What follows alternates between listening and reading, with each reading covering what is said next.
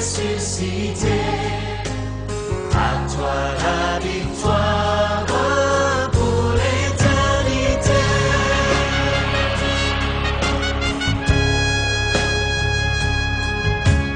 À toi la gloire pour ressuscité. À toi la victoire pour l'éternité.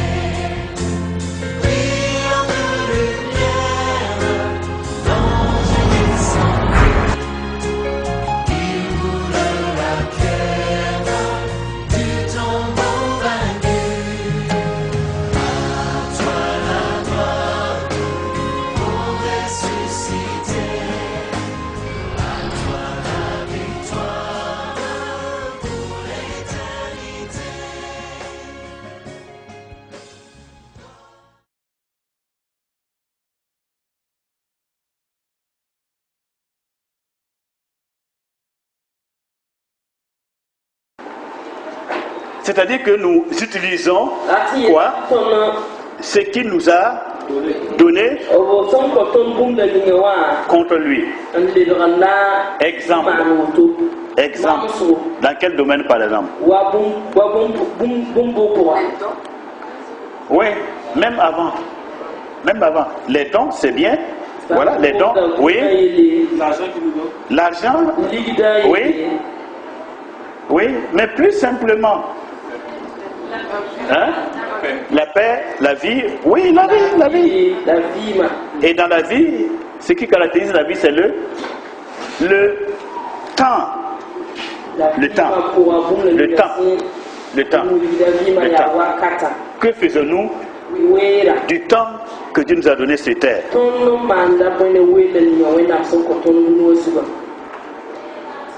Le temps. Souvent, nous en faisons des temps de ténèbres au lieu des temps de lumière. À quel moment nous sommes dans les temps de ténèbres? Chaque fois que nous ne sommes pas dans la volonté et dans la présence du Seigneur.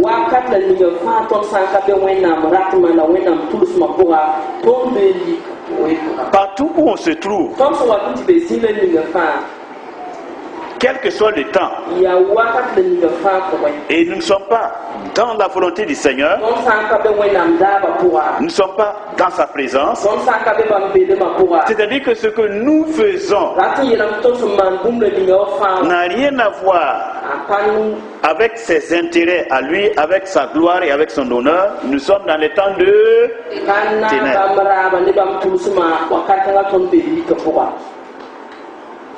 Nous utilisons un bienfait pour faire le mal contre le Seigneur lui-même. Donc, si nous sommes revêtus de la personne de Jésus-Christ, qu'est-ce que nous ne ferons jamais? Si nous sommes revêtus de Jésus-Christ, qu'est-ce que nous ne ferons jamais? Ne pas gaspiller ou encore profaner le temps. Utiliser le temps pour des choses inutiles, en consacrant nos yeux pour regarder des vilaines choses. Les yeux sont donnés pour faire quoi? À quoi servent les yeux?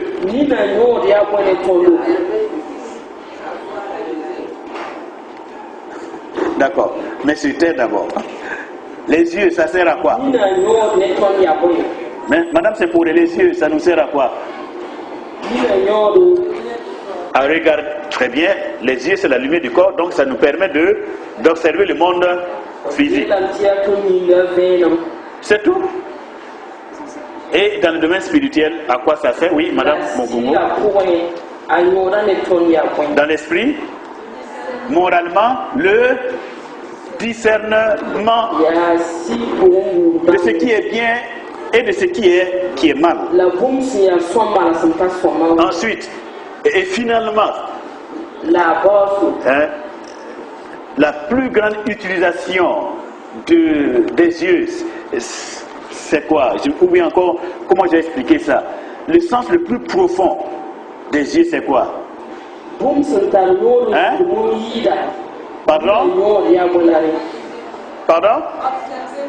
Oui, le discernement. Mais c'est surtout, oui. Oui, pour nous diriger vers le mot. La vision de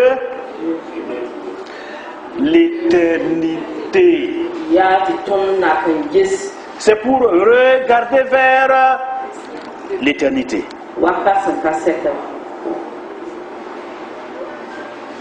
Regardez vers l'éternité. Fixez nos regards vers l'éternité. Et l'éternité, c'est la personne de Christ. Pour les yeux nous sont donnés pour nous permettre d'être en face de la personne de Christ, nous tenir debout devant sa personne. De telle sorte que ce soit la nuit ou le jour, quel que soit le temps, quelles que soient les circonstances, j'ai le Seigneur comme le point focal de mes yeux. Il est devant moi. Je vis dans sa présence. Je suis conscient que je suis chrétien. Donc je vis dans cette réalité-là. Sans jamais me départir de ça. Sans oublier cela. Pourquoi Dieu nous a donné la capacité d'oublier les choses?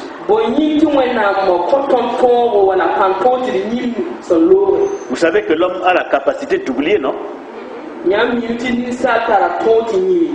Par exemple, une femme, pendant qu'elle accouche, elle va jurer qu'elle ne va plus recommencer.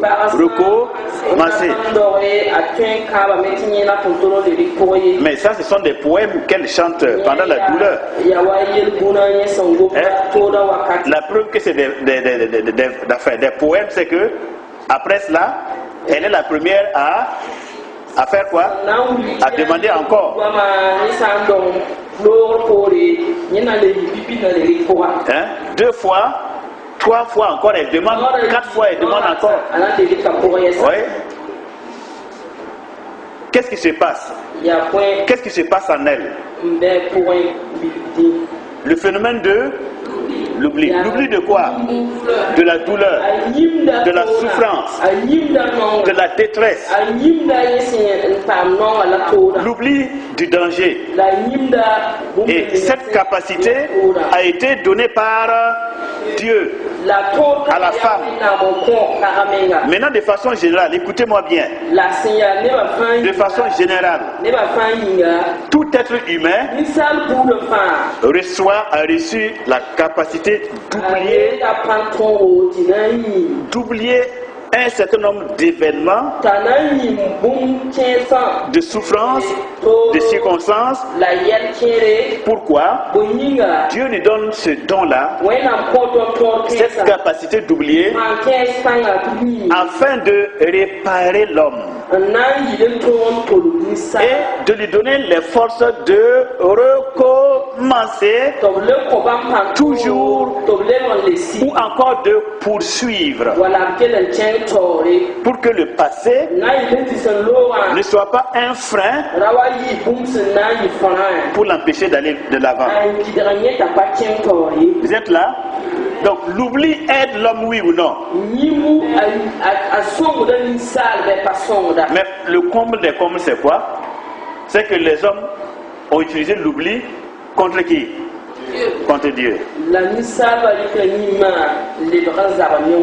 Donc on arrive dans un monde, nous sommes maintenant dans un monde où les hommes, ils font quoi? Ils oublient Dieu. Ah ouais. Ils oublient Dieu. Mauvais usage des potentialités et des dons de Dieu. On est là, vous êtes là, mesdames, messieurs. Vous êtes là. Philippiens 3:9. Philippiens chapitre 3, verset 8. Alors, il est écrit, et d'être trouvé en lui, non avec ma justice, celle qui vient de la loi, mais avec celle qui s'obtient par la foi en Christ, la justice qui vient de Dieu par la foi. Il y a combien de vêtements ici?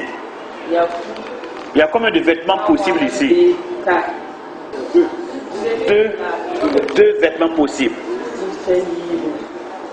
Le premier,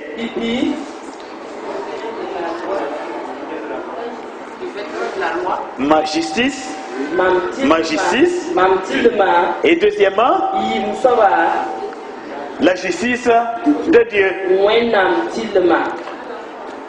Est-ce que je peux avoir les deux en même temps? Est-ce que je dois porter les deux en même temps? Ma justice et la justice de Dieu. L'un exclut l'autre. La justice de Dieu, en quoi consiste-t-elle? En quoi consiste-t-elle, la justice de Dieu?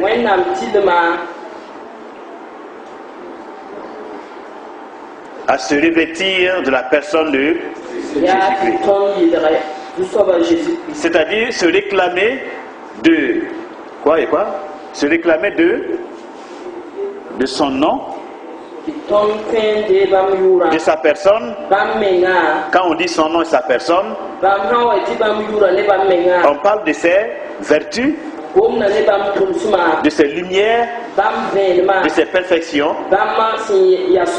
de sa nature, de sa justice, de sa fidélité, de sa sincérité. Quoi encore? Qu'est-ce que vous connaissez encore comme vertu du Seigneur Jésus?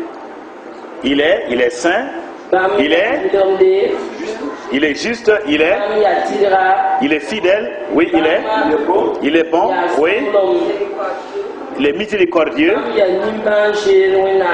Ensuite, il est amour, oui, il est pardon, il pardonne, oui. Il est sagesse, voilà. Il est patient, consolateur, il est un secours, voilà. Il essuie les larmes des yeux. Quoi encore? Il est compatissant, lent à la colère, riche en bonté. Quoi encore? Pardon? Il est médecin. Quoi encore? Il est, pour résumer tout ça, le mot qui résume tout ça, devant Dieu et pour Dieu, il est sauveur, très bien. Sauveur, plus un autre mot qui commence par S, il est... Non, pas ça. Il est Seigneur, on ne peut pas dire non, mais c'est pas ça que je dis. Il est Seigneur, il est Sauveur, il est... On a déjà dit ça. Souverain, oui, d'accord, mais il y a un mot qui manque pour résumer tout ce qu'on vient de dire là. Il est... Oh, Seigneur Jésus, oui, c'est vrai, mais c'est pas ça que j'attends. Non, donnez-moi le mot. Il est serviteur. Et serviteur, ça veut dire quoi? Qui n'est pas gonflé. Il est serviteur. Il est venu comme un serviteur. Serviteur de Dieu, son Père, et serviteur des hommes, ses frères. Serviteur. Son saint serviteur Jésus-Christ. Le saint serviteur de Dieu, Jésus-Christ. Serviteur du ciel et serviteur de la terre. La croix.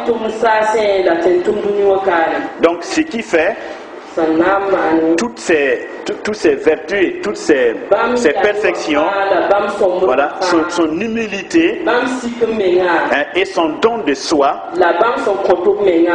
le fait qu'il ne cherche pas sa propre gloire, son propre honneur, il ne vit pas pour lui-même. Vous voyez, il ne vit pas pour lui-même, mais il vit pour le Père et pour ses enfants que nous sommes. Le don de soi. Ça peut aller. Alors, si quelqu'un est comme il est, alors il porte le vrai vêtement de Christ. Comme l'Écriture dit, nous devrions être comme il a été. C'est-à-dire, comme Christ est bon, nous aussi, nous devrions être bons. Alors, je vais nous raconter une histoire.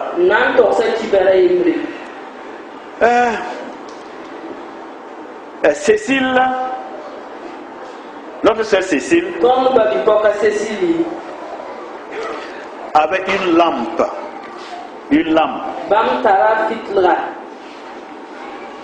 Et sa voisine Touré lui a demandé: oh, ma voisine, ma sœur, s'il te plaît, passe-moi ta lampe parce que j'ai perdu quelque chose dans ma chambre et je voudrais chercher cette chose à la lumière de ta lampe.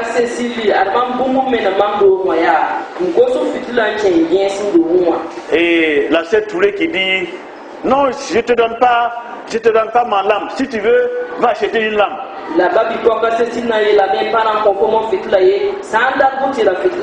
Ben, c'est son droit, non?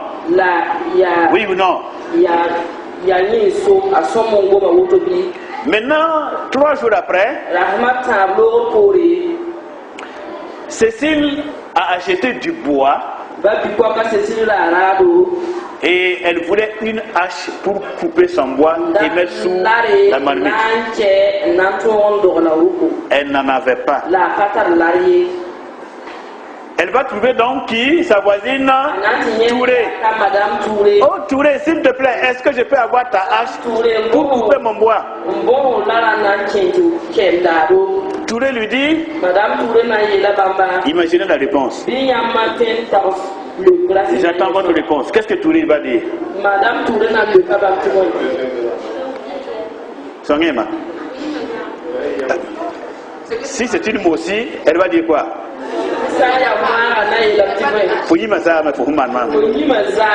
Tu as oublié ce que tu... Quand je t'ai demandé ta lampe la dernière fois là, est-ce que tu m'as donné? Oh, Mamla Yalma. C'est moi l'idiote. Alors, cette réponse traduit quoi en elle? Si elle répond comme ça, qu'est-ce qui est dans son intérieur? Là, la vengeance. Or, la vengeance, c'est un autre fil d'une autre espèce qu'on ne trouve pas en Christ Jésus. Donc voilà, la sœur, elle est revêtue d'un vêtement tissé de 2 fils, d'origine différente. Il y a Christ en elle, et puis il y a le Père de la vengeance en elle. Voilà. Maintenant, il y a une autre réponse possible qui n'est pas celle-là. Par exemple, imaginez-la, une autre réponse que je ne te donne pas parce que toi aussi tu ne m'as pas donné. Qu'est-ce qu'elle peut dire d'autre? Elle peut dire aussi, oui. Hein? Elle peut dire tout ce qui m'appartient t'appartient. Alors, en ce moment, elle fait quoi? Elle reflète quoi? Elle reflète la personne de Christ. Tout simplement. C'est aussi simple que ça l'évangile.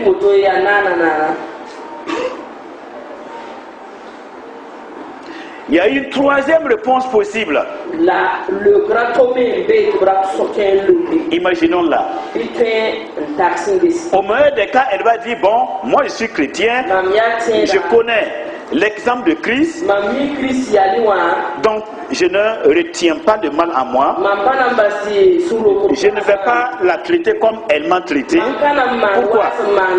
C'est pas parce que je suis idiote, hein, mais parce que Christ est en moi. Donc à cause du Seigneur Jésus-Christ, je ferai comme Christ, même espèce que Christ. Maintenant, au pire des cas, elle va dire, je ne te donne pas. Un deuxième cas de la mauvaise espèce, c'est si elle dit par exemple, bon, viens prendre la hache, couper ton bois. Tu penses que moi je suis comme toi, viens prendre.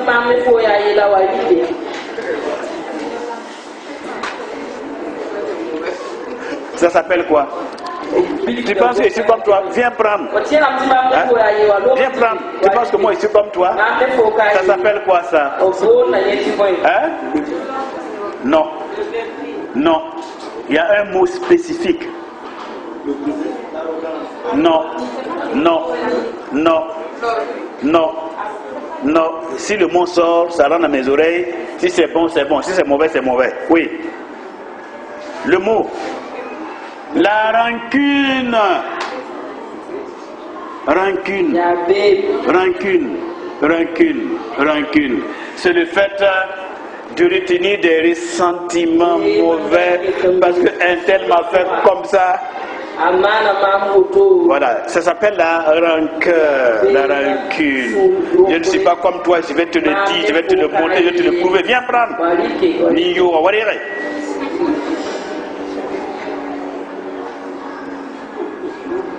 Alors, là encore, nous avons une personne tissée de deux fils différents.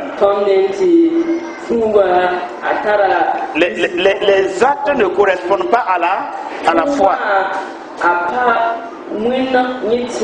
Et c'est ce que Dieu dit de ne pas faire. C'est ça qu'il dit qu'il est. Et c'est ça qu'il appelle l'hypocrisie. Et vous voyez, mes frères, écoutez-moi bien. Quand je vous parle comme ça, non, c'est que nous sommes dans des temps difficiles.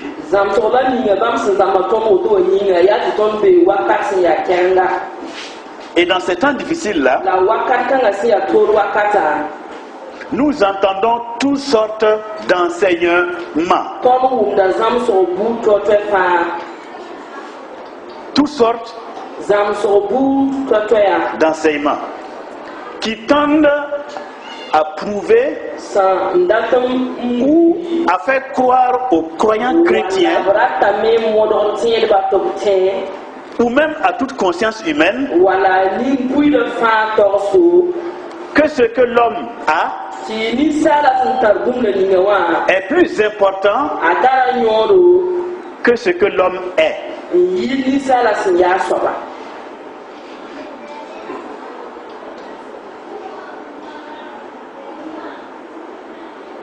Et maintenant, à la lumière des Saintes Écritures, c'est cela la racine de l'iniquité. La racine qui produit l'impiété qui caractérise la vie des hommes de ce monde. La racine, le point de départ, la source, c'est de faire croire à l'homme dans cette civilisation marquée par le matériel, le matérialisme, la matérialité. C'est de faire croire à l'homme que ce qu'il possède, ce qu'il a, est plus important que ce qu'il est.